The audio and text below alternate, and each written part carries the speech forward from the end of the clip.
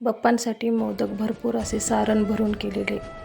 एका कढईमध्ये तूप 2 चमचे, तूप चांगले गरम झाले की त्यामध्ये 1 वाटी ओल्या खोबऱ्याचा खीस, खोबर छान परतून घ्यायचं। गूळ पण छान खोबरमध्ये परतून घ्यायचं। गूळ सारण तयार झालेलं आहे।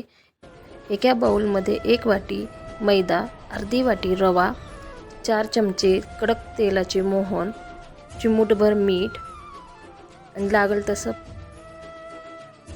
चोळून घ्या। त्याचा एक हातात असा गोळा होईल पिठाचा, तिथपर्यंत तुम्ही तेल पूर्ण चोळून घ्या। झाल्यानंतर थोडं थोडं करून पाणी टाका, जेणेकरून की गोळा घट होईल। आपल्याला जास्त सैल नाही पाहिजे, पीठ थोडंसं घटसरच पाहिजे। तयार झालेलं आहे पीठ, 10 मिनिट झाकून ठेवा। नंतर छोटा छोटा गोळा घेऊन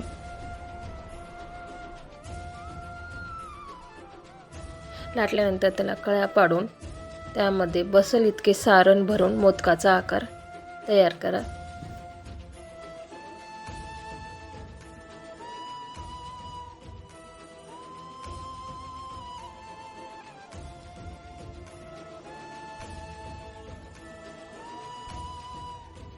भरून घेतलेले आहेत मोदक, तयार झालेले आहेत मोदक। आता एक एक करून गरम तेलामध्ये मोदक सोडा आणि सोनेरी असं लालसर कलर येईल तोपर्यंत तळा बारीक आचेवर, जेणेकरून की ते कडकही होतील बाहेरून।